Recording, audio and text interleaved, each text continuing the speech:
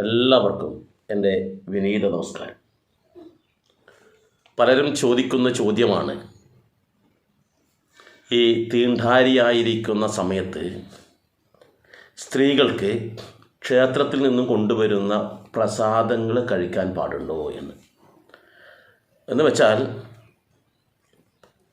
പല ക്ഷേത്രങ്ങളിലും വഴിപാടായിട്ട് പാൽപ്പായസം കഴിപ്പിക്കാറുണ്ട്, ശർക്കര പായസം, അതുപോലെ തന്നെ വെള്ള നിവേദ്യം ഉണ്ടാകും, അതുപോലെ തന്നെ ത്രിമധുരം ഉണ്ടാകും.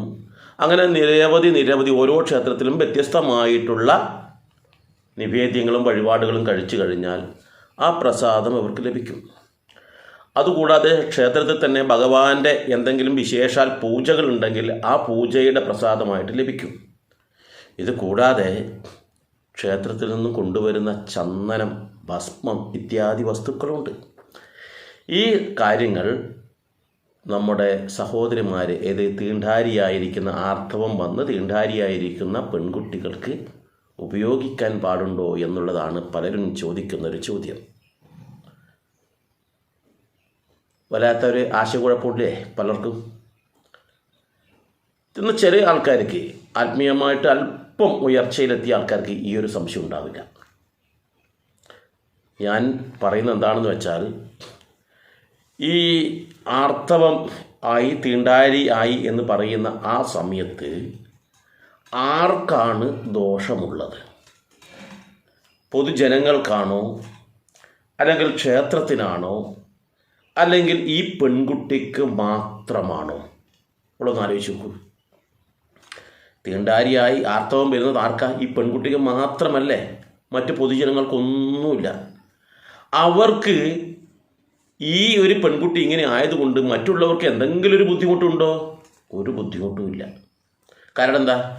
ഈ പെൺകുട്ടി തീണ്ടാരി ആയിരിക്കുന്ന സമയത്ത് ഈ പെൺകുട്ടിയുടെ വീട്ടിലായിരിക്കും ഉണ്ടാവുക, അവളുടെ റൂമിലായിരിക്കും ചിലപ്പോൾ ഉണ്ടാവുക, അല്ലെങ്കിൽ അവളുടെ വീട്ടിൽ അവൾക്ക് യഥേഷ്ടം എവിടെ വേണമെങ്കിലും നിൽക്കാം. അവൾ നമ്മുടെ വീട്ടിലല്ല വന്നിട്ടുള്ളത്, അവൾ ക്ഷേത്രത്തിലല്ല വന്നിട്ടുള്ളത്. അവളുടെ വീട്ടിലുള്ള ഒരാൾ ക്ഷേത്രത്തിൽ നിന്നും പ്രസാദം കൊണ്ടുവന്നു. ഇനി അതല്ല, പുറമേലുള്ള തൊട്ടടുത്ത വീട്ടിലുള്ള ഒരാൾ പ്രസാദം കൊണ്ടുവന്നു. ഇനി അതല്ല, ശബരിമലക്ക് പോയ ആൾക്കാരാണ് പ്രസാദം കൊണ്ടുവന്നിരിക്കട്ടെ, എന്തെങ്കിലും ദോഷമുണ്ടോ അത് കഴിക്കാൻ? ഒരു ദോഷവുമില്ല. ഒരു ദോഷവുമില്ല എന്ന് പറയാൻ കാരണം, നമ്മളെപ്പോഴും അന്ധവിശ്വാസങ്ങളുടെ പുറകെ പോകരുത്, യുക്തിയുടെ പുറകെ മാത്രമേ പോകാവൂ. നമ്മളുടെ യുക്തിക്ക് നിരക്കാത്തത് സാക്ഷാൽ ബ്രഹ്മദേവൻ വന്ന് പറഞ്ഞാൽ പോലും നമ്മൾ അംഗീകരിക്കേണ്ട ആവശ്യമില്ല എന്നുള്ളതാണ് സനാതന ധർമ്മത്തിൻ്റെ ഏറ്റവും ശ്രേഷ്ഠമായ കാര്യം. മറ്റു മതസ്ഥരിൽ അങ്ങനെയല്ല. മറ്റു മതത്തിൽ അവരുടെ ഈ ആചാര്യന്മാർ അല്ലെങ്കിൽ പുരോഹിതന്മാർ എന്താണോ പറയുന്നത് അത് അതേപടി അംഗീകരിച്ചേ പറ്റൂ, ഇല്ലെങ്കിൽ ദുരിത. ഇവിടെ അങ്ങനെയില്ല, നമുക്ക് പൂർണ്ണ സ്വാതന്ത്ര്യമാണ്. അപ്പോൾ നമ്മളൊരു ഭക്ഷണം കഴിക്കുന്നതിന് ഒരു ഇതുമില്ല. കാരണം അവിടെ പ്രസാദം എന്ന് പറയുന്നത് ഭഗവാന്റെ തന്നെയാണ് പ്രസാദം, ഭഗവാന്റെ നിവേദ്യമാണ്. എന്നാൽ നമ്മൾ കഴിക്കുന്ന ചോറ്, ചപ്പാത്തി, മറ്റു കറികൾ, മറ്റു പലഹാരങ്ങൾ ഇതെല്ലാം തന്നെ ഭഗവാന്റെ തന്നെ നിവേദ്യമാണ്. ആ ഭഗവാന്റെ അനുഗ്രഹമുള്ളത് കൊണ്ടാണ് നമുക്കത് കഴിക്കാൻ പറ്റുന്നത്. ശരിക്കും നമ്മളൊന്ന് ആലോചിച്ച് നോക്കണം കേട്ടോ. മറ്റേത് ക്ഷേത്രത്തിനുള്ളിൽ കൊണ്ടുപോയി നിവേദിച്ചു എന്നത് പറഞ്ഞാൽ ശരിയാണ്. എന്നാൽ ഇവിടെയുള്ള അരിയാവട്ടെ, ധാന്യങ്ങളാവട്ടെ, പലവ്യഞ്ജനങ്ങളാവട്ടെ, എല്ലാ ഭക്ഷ്യവസ്തുക്കളും സാക്ഷാൽ ആ പരമാത്മാവിൻ്റെ, ആ ഈശ്വരൻ്റെ അനുഗ്രഹം കൊണ്ട് മാത്രമാണ് നമുക്ക് കഴിക്കാൻ പറ്റുന്നത്. അല്ലെ കഴിക്കാൻ പറ്റില്ല കേട്ടോ. തൊണ്ടയിൽ വ്രണം പിടിച്ചിട്ട് അല്ലെങ്കിൽ തൊണ്ട വേദന കൊണ്ട് തന്നെ ഒരു ഭക്ഷണം പോലും ഇറക്കാൻ പറ്റാത്ത അത്രയും ആൾക്കാരുണ്ട്. ആ ഭഗവാന്റെ നിവേദ്യം നമ്മൾക്ക് കഴിക്കാൻ യോഗ്യമുണ്ടെങ്കിൽ ആ ഭഗവാൻ അനുഗ്രഹം കൊണ്ട് 100% കഴിക്കാൻ പറ്റും. അപ്പോൾ അനുഗ്രഹമില്ലാത്ത ആൾക്കാരുണ്ടാവും. അവരുടെ കർമ്മഫലം കൊണ്ട് ചില ആൾക്കാർക്ക് ഒരു തുള്ളി വെള്ളം പോലും ഇറക്കാൻ പറ്റാത്ത ആൾക്കാരുണ്ടാവും. അവർക്ക് അത് ഭഗവാൻ അനുഗ്രഹമില്ലാത്തത് കൊണ്ടാണെന്ന് മാത്രം മനസ്സിലാക്കുക. അപ്പോൾ ഇവിടെയുള്ള എല്ലാ ഭക്ഷ്യവസ്തുക്കളും ഭഗവാന്റെ നിവേദ്യമാണ് എന്ന് സങ്കല്പിച്ചിട്ട് വേണം നമ്മൾ ഭക്ഷണം കഴിക്കാൻ എന്നാണ് ഹിന്ദുക്കളുടെ ആചാരം, അല്ലെങ്കിൽ വിശ്വാസം. അങ്ങനെയാണ്. അതുകൊണ്ട് തന്നെയാണ് ഭക്ഷണം മുന്നിൽ വെച്ച് കഴിഞ്ഞാൽ ആ ഭഗവാനെ പ്രാർത്ഥിച്ചിട്ട്, ഭഗവാനെ അങ്ങ് തന്ന ഈ അന്നം എനിക്ക് കഴിക്കാൻ ഭാഗ്യമുണ്ടായത് അങ്ങയുടെ അനുഗ്രഹം കൊണ്ടാണ് എന്നുള്ള ഒരു പ്രാർത്ഥനയോടുകൂടിയാണ് നമ്മൾ ഭക്ഷണം കഴിക്കുന്നത്. അപ്പോൾ അങ്ങ് തന്ന ആ അന്നം അങ്ങയുടെ പ്രസാദമാണ് എന്ന ചിന്ത നമുക്കുണ്ട്. അങ്ങനെയാകുമ്പോൾ ഈ ക്ഷേത്രത്തിൽ കൊണ്ടുപോയി എന്നുള്ള ഒറ്റ കാരണത്താൽ നമ്മളത് നിഷേധിക്കേണ്ട ഒരാവശ്യവുമില്ല. ഇനി ശബരിമലക്ക് നിന്ന് കൊണ്ടുവരുന്ന അരവണയാണെന്നിരിക്കട്ടെ, ആ അരവണയാണെങ്കിൽ ഒരു കാരണവശാലും ക്ഷേത്രത്തിൻ്റെ ശ്രീകോവിലിൻ്റെ അകത്ത് കയറ്റിയിട്ടേയില്ല. അത് ശബരിമലയിൽ തന്നെയുള്ള ഒരു ഫാക്ടറിയിൽ നിന്ന് ഉണ്ടാക്കുന്നതാണ്. അതൊരു സ്വാമി വാങ്ങിച്ചു കൊണ്ടുവന്നു എന്നല്ലാതെ വേറെ ഒന്നുമില്ല. അതുകൊണ്ട് തന്നെ അത് കഴിക്കുന്നതിൽ ഒരു ബുദ്ധിമുട്ടുമില്ല. ഇനി നിവേദ്യങ്ങൾ കഴിക്കുന്നതിലും ദോഷമില്ല എന്ന് ഞാൻ ആദ്യം പറഞ്ഞു. ഇവിടെ നമ്മൾ ചിന്തിക്കേണ്ടത്, നമ്മൾ ഈ തീണ്ടാരിയായി അല്ലെങ്കിൽ ആർത്തവമായി എന്ന് നമ്മൾക്ക് മാത്രമേ അറിയൂ, നമ്മൾ നാട് മുഴുവൻ അറിയില്ല. അപ്പോൾ അവർ നമ്മൾക്ക് ഞാൻ ഏതായാലും ക്ഷേത്രത്തിൽ പോയി എനിക്ക് അവിടെ നിന്ന് കിട്ടിയൊരു പ്രസാദം ഇന്ന് ആൾക്കൂടി കൊടുക്കാമെന്ന് പറയുമ്പോൾ അതിൻ്റെ പുണ്യമാണ് നമ്മൾക്ക് തരുന്നത്. ആ പുണ്യം നമ്മൾ വാങ്ങിക്കണം. നമ്മൾ മാനസികമായിട്ട് തളർന്നിരിക്കുന്ന അവസരത്തിൽ നമുക്കൊരാശ്വാസമാണ് ആ ഒരു പ്രസാദം, നമുക്കൊരു ധൈര്യമാണ്, ഒരു ആശ്വാസമാണ്. അവർ നമ്മൾക്ക് കൊണ്ടുതരുന്ന അവസരത്തിൽ അയ്യോ ഞാൻ ഇങ്ങനെയാണ് കഴിക്കണ്ട എന്നല്ല നമ്മൾ പറയേണ്ടത്. കഴിക്കാം, ഒരു തെറ്റുമില്ല. എന്താണ് തെറ്റ്? അത് കഴിക്കാൻ പാടില്ല എന്ന് പറയുന്ന ആൾക്കാർ ചിന്തിക്കേണ്ടത് എന്താണ് അത് കഴിച്ചാലുള്ള തെറ്റ് എന്ന് കൂടി പറയണം. നമ്മളെ ഹൈന്ദവ വിശ്വാസപ്രകാരം മണ്ണിലും വെണ്ണിലും തൂണിലും തുരുമ്പിലും എല്ലാ സ്ഥലത്തും ഈശ്വരൻ നിറഞ്ഞു നിൽക്കുന്നു എന്നാണ് നമ്മൾ പറയുന്നത്. ഉറപ്പാണല്ലോ. എന്നുവെച്ചാൽ സകലത്തിലും ഈശ്വരനുണ്ട്. അപ്പോൾ സകലത്തിലും ഈശ്വരനുണ്ടെങ്കിൽ ഈ പ്രസാദവും കൊണ്ടുവരുന്ന ആ ആളാരാണോ അവരിൽ ഈശ്വരനുണ്ട്.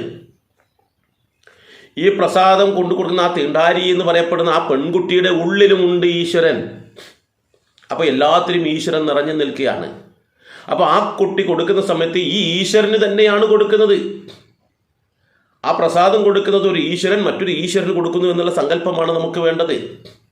അല്ലാതെ അവരങ്ങനെ ആയിപ്പോയി, അങ്ങനെയാണെങ്കിൽ കുളിച്ചിട്ടില്ല എന്ന് പറഞ്ഞ് നമ്മൾ ബഹിഷ്കരിക്കേണ്ടതുണ്ടോ? നമ്മൾക്കറിയാലോ, ഹരിനാമ കീർത്തനത്തിൽ 20-ാമത്തെ ശ്ലോകമാണെന്ന് തോന്നുന്നു. അതിൽ പറയുന്നത് എന്താണ്? ഋതുവായ പെണ്ണിനും ഇരപ്പനും ദാഹകനും പതിതനും അഗ്നീയ ജനം ചെയ്ത ഭൂസുരനും ഹരിനാമ കീർത്തനം ഇതൊരു നാളും ആർക്കും ഉടനരുതാത്തതല്ല ഹരിനാരായണായ നമഃ എന്ന് പറയുന്നത്. ഋതുവായിരിക്കുന്ന പെണ്ണിന് വേണമെങ്കിൽ നാമം ജപിക്കാം, കീർത്തനങ്ങൾ ചൊല്ലാം എന്നൊക്കെ വളരെ വ്യക്തമായി പറയുമ്പോൾ ആ ഭഗവാന്റെ നാമം ഉച്ചരിക്കുന്ന നാവ് കൊണ്ട് ആ ഭഗവാന്റെ പ്രസാദം കഴിക്കുന്നതിൽ എന്താ തെറ്റുള്ളത്? എന്നാൽ ചില ആൾക്കാർ നമ്മളോട് പറഞ്ഞു തന്നിരിക്കുന്നത് വെച്ചാൽ ഋതുവായിരിക്കുന്ന പെണ്ണാണ് നാമം ജപിക്കാൻ പാടില്ല, ഭഗവാനെ പ്രാർത്ഥിക്കാൻ പാടില്ല എന്നൊക്കെ പറയാറുണ്ട്. പക്ഷേ സാക്ഷാൽ എഴുത്തച്ഛൻ, കേരളത്തിൻ്റെ ഋഷിയായിട്ടുള്ള, കേരളത്തിൻ്റെ ആചാര്യനായിട്ടുള്ള എഴുത്തച്ഛൻ എഴുതിയിരിക്കുന്ന ഹരിനാമ കീർത്തനത്തിൽ വളരെ ഭംഗിയായിട്ട് പറയുന്നുണ്ട്, ഋതുവായ പെണ്ണിനെ ഇത് ചെയ്യാം. അപ്പോൾ നാമം ജപിക്കുന്ന നാവ് കൊണ്ടാണ്, മന്ത്രം ജപിക്കുന്ന നാവ് കൊണ്ടാണ് ആ പുണ്യമായിട്ടുള്ള പ്രസാദം കഴിക്കാൻ അവർക്ക് ഭാഗ്യമുണ്ടാകുന്നത്. ഒരിക്കലും തള്ളിക്കളയരുത്. ആൾക്കാർ പലതും പറയും, അത് പറഞ്ഞോട്ടെ. കാരണം അറിവില്ലാത്തത് കൊണ്ടാണ് അവർ പറയുന്നത്. ചോദിക്കുക, എന്തുകൊണ്ട് കഴിക്കാൻ പാടില്ല? അത് ക്ഷേത്രത്തിൽ നിവേദിച്ചത് കൊണ്ടാണ് എന്ന് പറഞ്ഞാൽ, ക്ഷേത്രത്തിൽ നിവേദിച്ചത് ഞാൻ കഴിച്ചാൽ എനിക്ക് എന്താണ് ദോഷം? അല്ല, നീ ഋതുവായിട്ടില്ലേ? ഞാൻ ഋതുവായിട്ടുണ്ടെങ്കിൽ ഞാൻ വായ കൊണ്ടാണല്ലോ കഴിക്കുന്നത്. ഓരോ ദിവസവും പ്രത്യേകിച്ച് പറയുന്നത് ഈ ഒരു അവസരത്തിൽ സ്ത്രീകൾ ഋതുവായിരിക്കുന്ന അവസരത്തിൽ അവർ ചെയ്യേണ്ടുന്ന ചടങ്ങുകളെക്കുറിച്ച് പണ്ടുള്ള ആൾക്കാർ പറഞ്ഞു കൊടുക്കാറെന്താ അറിയോ? ഈ അവസരത്തിൽ അവർ ഔഷധ സേവ ചെയ്യണമെന്നാണ് പറയുന്നത്. കാരണം രക്തം പോവുകയാണ്, ശരീരത്തിന് ക്ഷീണമുണ്ടാകും. അവർ ഒരു കുഞ്ഞിനെ പ്രസവിക്കുവാനുള്ള യോഗ്യത, അർഹത നേടിയ ഒരാളാണ് ഈ തീണ്ടാരിയായിട്ടുള്ളത്, അല്ലെങ്കിൽ ആർത്തവം ഉണ്ടാകുന്നത്. എല്ലാവർക്കും സംഭവിക്കുന്ന കാര്യമല്ല. അപ്പോൾ അതൊരു ഭാഗ്യമാണ്. ഒരു കുട്ടിക്ക് ജന്മം നൽകുക എന്ന് പറഞ്ഞാൽ എല്ലാവർക്കും സാധ്യമാകുന്നതല്ല. അത് അത്രയും പുണ്യം ചെയ്ത ആൾക്കാർക്ക് മാത്രം. അപ്പോൾ അതിനുള്ള അർഹത നേടിയതാണ് ഈ പറയുന്ന ആർത്തവം എന്ന് പറയുന്നത്. അപ്പോൾ അവരേറ്റവും ഭാഗ്യം ചെയ്ത ആൾക്കാരാണ്. അപ്പോൾ അങ്ങനെയുള്ള ആ ഭാഗ്യം ചെയ്ത അവർക്ക് ആ ഈശ്വരാനുഗ്രഹമായിട്ട് ലഭിച്ച ഒരു കാര്യമാണത്. അത് അവർക്ക് മാത്രം. അത് മാത്രമല്ല, നമ്മുടെ സർവ്വ ഈശ്വരിമാർക്കും അതുണ്ട്. സാക്ഷാൽ മഹാലക്ഷ്മി ആവട്ടെ, പാർവതി ആവട്ടെ, സരസ്വതി ആവട്ടെ, ഈ ദേവിമാരെല്ലാം തന്നെ യുവതികളാണ്, സുന്ദരിമാരാണ്. അവർക്കും അതുണ്ടാവും. ആ ദേവിയെ നമ്മൾ പൂജിക്കുന്നുണ്ട്. ആദ്യത്തെ ആർത്തവ സമയത്ത് ആ വീട്ടിലെ പെൺകുട്ടിയെ ദേവതയെപ്പോലെ അണിയിച്ചൊരുക്കി, ആർത്തവം കഴിഞ്ഞാൽ ഉടൻ തന്നെ, എൻ്റെ മകളെ അടക്കം നമ്മൾ ചെയ്തതാ, ദേവതയെപ്പോലെ അണിയിച്ചൊരുക്കിയിട്ട് സമ്മാനങ്ങൾ നൽകി ആദരിക്കുന്ന ഒരു ഇതുണ്ട്, ചടങ്ങ് ഹിന്ദുക്കൾക്കിടയിലുണ്ട്, മറ്റുള്ള വിഭാഗങ്ങൾക്കില്ല. അപ്പോൾ അത്രയും ശ്രേഷ്ഠയായിട്ടാണ് അവളെ കരുതുന്നത്. അപ്പോൾ ഈ പ്രസാദം കഴിക്കാൻ എന്തുകൊണ്ടും യോഗ്യതയുള്ളത് ഈ പെൺകുട്ടികൾക്കാണ്. കാരണം അവരൊരു പുതിയ തലമുറയ്ക്ക് ജന്മം നൽകാൻ പ്രാപ്തയായ ആൾക്കാരാണ്. ഈശ്വരാനുഗ്രഹം നല്ലതുപോലെയുള്ളവരാണ്. അവരല്ലാതെ മറ്റാരാത് കഴിക്കേണ്ടത്? അതുകൊണ്ട് എന്നെ കേൾക്കുന്ന സഹോദരിമാർ, അതുപോലെ തന്നെ മറ്റുള്ളവരെല്ലാവരും പറയേണ്ടത് വെച്ചാൽ നമ്മൾ മറ്റുള്ളവർക്ക് പറഞ്ഞു കൊടുക്കുക. അവർക്ക് മാനസികമായി പ്രയാസമുണ്ടാകും, അവർക്ക് ശാരീരികമായി ബുദ്ധിമുട്ടുണ്ടാകും, നല്ല തലവേദന ഉണ്ടാവും, വയറുവേദന ഉണ്ടാവും, പെട്ടെന്ന് ദേഷ്യം വരും, ശരീരം ചൂട് പിടിച്ച് കിടക്കുന്ന സമയത്ത് ഈ ഭഗവാന്റെ പ്രസാദം കഴിക്കുമ്പോൾ അവരുടെ മനസ്സിനൊരു ആശ്വാസമുണ്ടാകും, ശരീരത്തിനൊരു കുളിർമയുണ്ടാകും. അതുകൊണ്ട് തന്നെയാണ് അവർ നിർബന്ധമായിട്ടും കഴിക്കേണ്ടത്. അപ്പോൾ ആ അവസരത്തിൽ നമ്മൾ അവരുടെ പേരിൽ എവിടെയെങ്കിലും ക്ഷേത്രത്തിൽ നിവേദ്യങ്ങൾ നേർന്നിട്ട് വഴിപാട് നേർന്നിട്ട് അത് ഇവർക്ക് കൊണ്ടുകൊടുക്കുകയാണ് വേണ്ടത്. അതോടൊപ്പം തന്നെ മറ്റൊരു കാര്യവും എടുത്തു പറഞ്ഞത് എന്താണ്? ഈ ഋതുവായിരിക്കുന്ന പെൺകുട്ടി ചന്ദനമോ ഭസ്മമോ മറ്റുള്ള കാര്യങ്ങളോ തൊടാൻ പാടുണ്ടോ എന്നും കൂടി സംശയമുണ്ട്. ക്ഷേത്രത്തിൽ നിന്ന് കൊണ്ടുവന്നതാ, തൊടാൻ പാടുണ്ടോ എന്ന്. അവിടെ നിന്ന് കൊണ്ടുവന്ന തുളസിക്കതിൽ മുടിയിൽ വെക്കാൻ പാടുണ്ടോ? ഒരു തെറ്റുമില്ല. അവിടെ നിന്ന് കൊണ്ടുവന്ന ചന്ദനം നെറ്റിയിൽ തൊടാൻ പാടുണ്ടോ? ഒരു തെറ്റുമില്ല. പക്ഷേ അത് ചെയ്യാൻ പാടില്ല, ഇത് ചെയ്യാൻ പാടില്ല എന്ന് പറയുന്നുണ്ടെങ്കിൽ നമ്മൾ എടുത്ത് ചോദിക്കണം, എന്തുകൊണ്ട് ചെയ്യാൻ പാടില്ല എന്ന്. ക്ഷേത്രത്തിൽ നിന്ന് കൊണ്ടുവരുന്ന ഏതു വസ്തുക്കളും തീണ്ടാരിയായി മാറിയിരിക്കുന്ന പെൺകുട്ടിക്ക് ഉപയോഗിക്കുന്നതിൽ തെറ്റില്ല. അങ്ങനെ പറഞ്ഞിട്ട് അവരൊരിക്കലും മാറ്റി നിർത്തേണ്ടവരല്ല. എന്തുകൊണ്ടാണ് ഈ പെൺകുട്ടികൾ ക്ഷേത്രത്തിൽ പോകാൻ പാടില്ല എന്ന് പറയുന്നത് എന്നുള്ളതിനെക്കുറിച്ച് മുമ്പ് ഞാനൊരു വീഡിയോ ചെയ്തിട്ടുണ്ട്. ക്ഷേത്രത്തിൽ നിന്നല്ല, അവർ മറ്റ് വീട്ടിൽ നിന്ന് മറ്റു പുറത്തേക്കേ പോകാൻ പാടില്ല എന്നാണ് ഞാൻ കൃത്യമായി പറഞ്ഞിട്ടുള്ളത് അതിൽ. കാരണം ആ വീഡിയോ കാണാത്ത ആൾക്കാർക്ക് വേണ്ടി ഒന്നും കൂടി അത് സൂചിപ്പിക്കുന്നു. എന്താണെന്ന് വെച്ചാൽ, ഈ തീണ്ടാരിയായിരിക്കുന്ന ആർത്തവ സമയത്തുള്ള പെൺകുട്ടിക്ക്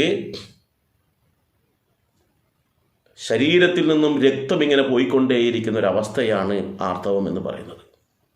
നമ്മളൊന്ന് ആലോചിച്ച് നോക്ക്, നമുക്ക് വയറ്റിൽ നിന്ന് ലൂസ് മോഷൻ ആയിട്ട് പോകുന്ന മലം ലൂസ് മോഷൻ ആണെന്നിരിക്കട്ടെ, എവിടെയെങ്കിലും പോകുമോ നമ്മൾ?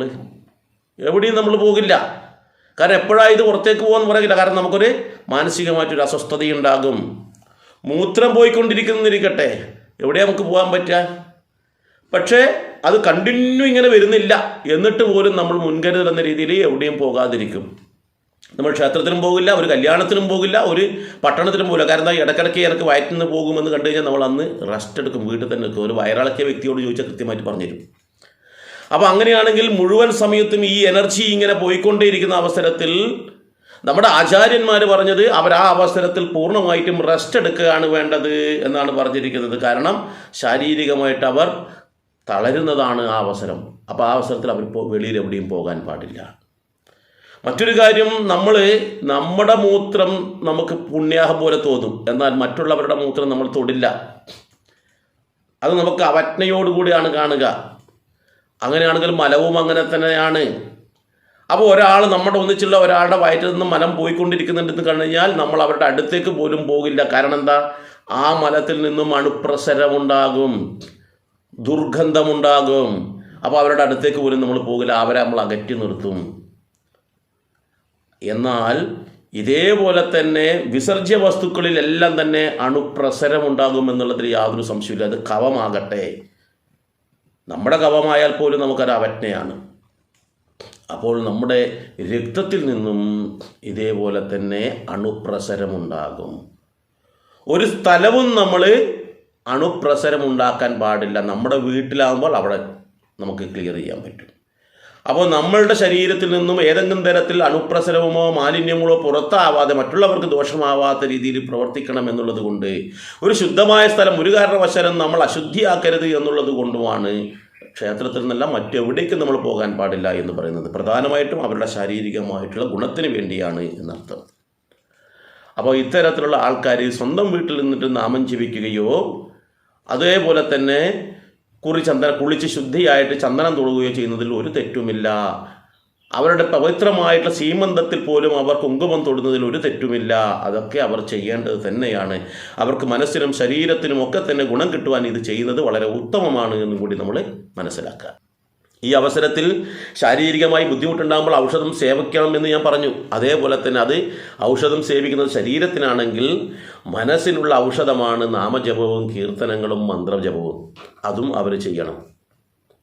അത് മാറ്റി നിർത്തേണ്ടതല്ല. അതിന് അവർക്ക് ഇഷ്ടംപോലെ സമയമുണ്ട്. അവർ മറ്റു ജോലികളിൽ ഏർപ്പെടാതെ ഈ കാര്യങ്ങളാണ് ഔഷധം സേവിച്ച് മനസ്സിൽ ഈശ്വരനാമം ജപിച്ച് ആ പൂർണ്ണമായും ഈശ്വരീയമായ രീതിയിൽ അവർ നിൽക്കാൻ കഴിയണം. അങ്ങനെ ആകുമ്പോൾ അവർക്ക് ഇതൊന്നും ഒരു വിഷയമായി തോന്നില്ല.